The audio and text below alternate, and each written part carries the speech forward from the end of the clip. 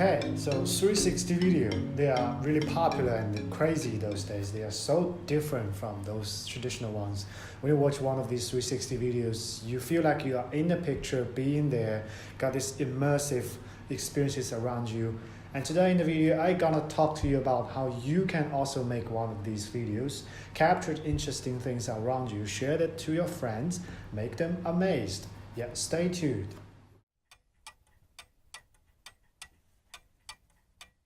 Now, 360 video is a kind of special form of a video which has no frame. In a regular video, like the one you're watching now, you see me through that rectangular box around it, and that is the frame of this video. But in 360, there's no such thing because when watching it, you are inside the video.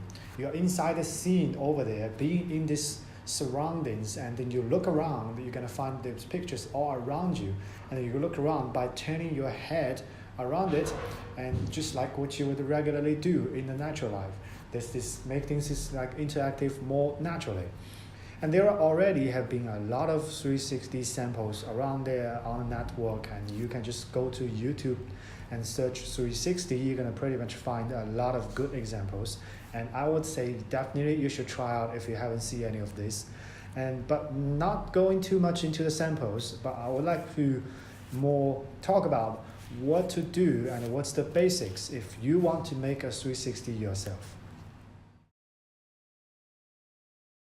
So to start making a 360 video, what you need, just like regular videos, is a 360 camera.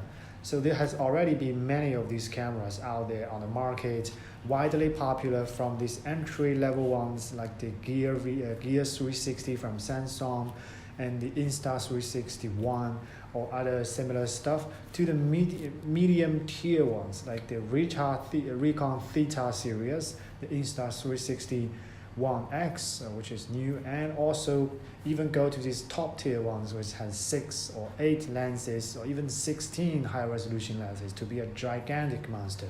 But you don't need one of these beasts to start your 360 filmmaking thing. What the regular 360 camera, you can already get started from it. Like this one I have over here is a Recon Theta V. It costs around $500. You can buy it pretty much everywhere in like electronic store, all these photographs, equipment prices. And the first thing you're gonna notice about this camera is that it got 2 lenses. One is on the front, one is on the back. So these are both wide angle fisheye lenses, and they capture 180 degrees around the lens. So this one captures 180 on this side, and that one captures another 180 on another side, and 180 altogether becomes the 360. That's how the name comes for the camera, right? And when 2 lenses capture separate video footages in the later, to become a 360 video, it needs to be processed and stitched together. I'm gonna go into details about that later. And also on this camera, it got quite a control buttons over there on the side. There's a power button, this is a Wi-Fi, and also the mode. That is to control bunch different things. When to use the camera, you just long press this power button to turn it on. And when this LED, the blue LED start to flash, and when it lights on, it about means the camera is powered on, it's good to go. And you press the shutter button, which is over here. It got a round circle shutter button on the face. You just press it, the camera starts rolling, it captures everything around it. And when you're done, you just press it again or just stop. So the camera is easy to use. And on the camera, you will notice another thing is that it got 4 microphones. There are 2 on the top, 1 on this way, and 1 on the other side.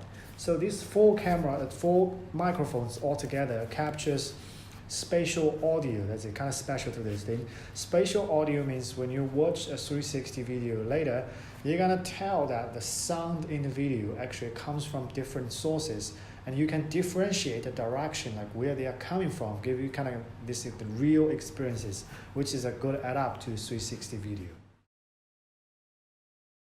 Now, there are few things to keep in mind when you're about to take a 360 video, because there are several basic things to know which are different from the traditional video.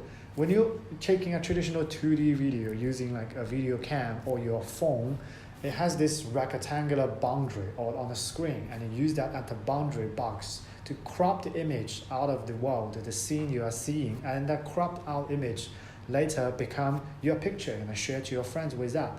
But in 360, this is different. Your friends are not looking at that piece of picture, but they are looking at the entire scene when you shoot the 360 video.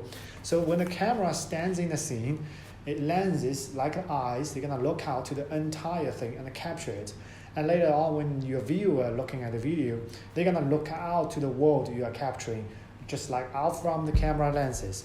So for start, what I would recommend is that to treat this camera's lenses like human's eyes. Just think about like some living person is standing over there where the camera is standing, and they're gonna look out to the world. So in this way, the first thing to notice is that you should keep the camera steady, do not shake it. Because if you shake the camera and later on when people watch your 360 video inside like a VR headset, they're gonna feel that their head is being grabbed by someone and heavily shaking. That will cause sickness or even uncomfortable stuff very quickly, which is bad for viewing a 360 video. And another thing, as always mentioned, like it's like human's eye looking out to the world. You have to think about distance. And the distance is that when the camera is being mounted, like this tripod over here, it's steady, which is good for the camera taking, but you have to think about distance, because when people look at your video, they're gonna see everything around it. If you're too close to the camera, and they're gonna feel like your face is too close to their face, which feels like kind of weird and make the viewer uncomfortable. But if you're too far away, like couple 10 meters, and they will be very difficult to see the detail of your face and tell expressions. It's kind of vague. So I would recommend when you're capturing a 360 video, you yourself or other major stuff will be better within the range of 2 to 4 meters to the camera, which is good to keep it a good distance while everything is clear. And also, in standing on a tripod, you're gonna notice that height also matters over here. And what I regularly do is when I'm sitting, I always keep the camera at my eye height, which is a good notion. And if I'm standing, I can raise it up to be my standing eye height as well. Because that will be a good way, because later when some viewer watching your 360 video, they're gonna find themselves looking to the world pretty much at the same standing or sitting posture as you are. So when you are sitting, they're gonna find themselves sitting like not far beside of you. If you're standing, they're gonna standing. So this equal thing will make the viewer more feel real when they are in this virtual world in the world you're capturing, and this experiences would be normal. And of course, there are something you can test. If you put the camera really high to the ceiling, they're gonna have that kind of bird view experiences when you're looking down to the ground, they have to head down. Or if you put a camera just on the ground, later the viewer will feel like they are this tiny little person standing on the ground where everything around them is so giant and high. They need to look up to take a look at everything. So these kind of things you can experiment around when you're taking a 360 video. There's no rigid limitation. You can test different things out and see how effects turns out around the viewers. And there are also a few things I learned when I'm using the 360 camera. First is that always shoot in 4K, because this detailed video over there takes 4K video, and that's kind of like the baseline for a 360 video footage, because 4K resolution makes sure everything in them is clear and sharp enough for the viewer to see everything clear. You don't want everything to be like in blurred or dizzy versions like that. Another thing, although it's 360, looks like it's capturing around everything around it, actually the camera has a front face. So, in 360 video, the viewers have the freedom to look around, especially when they're using one of the VR headsets. When they put the headsets on, they're gonna have the freedom to look around in the video. And one thing is that when you take the video as the director or filmmaker, you actually don't know where the viewer will be looking at. So the high probability is that when you are having acting on this way, your viewer is looking at the other side, they're gonna miss everything and fail to follow the storyline.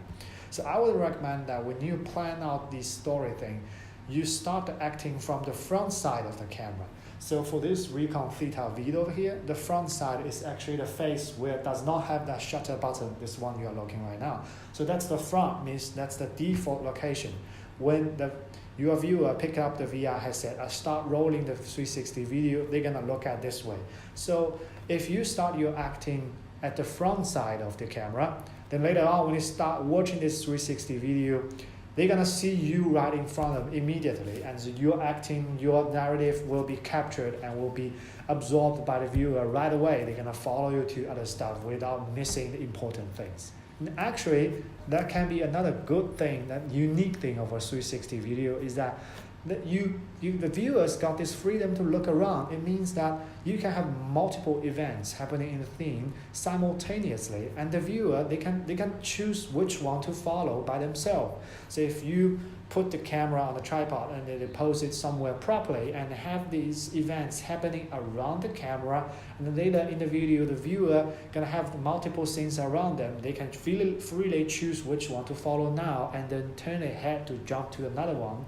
And this kind of looking discovery around the experiences will be making the viewing of this 360 you're making much more interesting, and definitely a good thing to try out. Now say you have learned the basics of using the 360 camera and how to capture 360 video. You go out there, do some activity and capture some interesting stuff with the camera, and you're back home, you want to grab the footage out of it and do preview and share to your friends. And with this 360 camera, just a simple few steps to do it. Like for this Recon Theta vid over here, what you do is just to plug a USB cable to this port over here, connect to your computer, and it will just pop up like a regular USB drive. You will see all those original video files over there. And one thing to notice that the original video files are actually one footage coming from both of the lenses, and they are in this fish lenses circle run configuration, which is not good for view.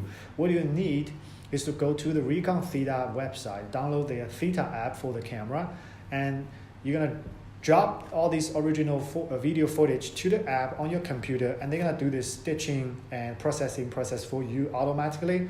And when that's done, this video footage coming from the two lenses, it can be stitched together, become this spherical 360 video, and it's all in one video, which is ready to play.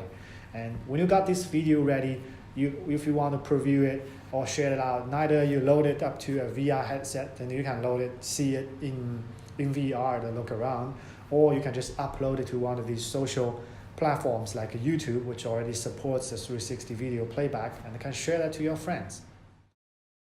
Now you've got a basic understanding of what is a 360 video and how to use a 360 camera and the basics about using the camera to capture 360 videos.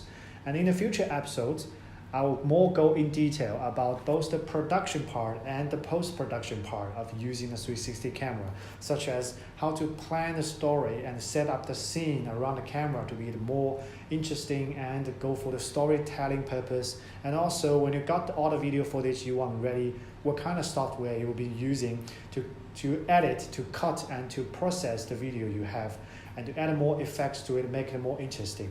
So right now you got the basic things ready. Grab one of the 360 cameras, go out there and have some fun, shoot more footage. Enjoy. Thank you.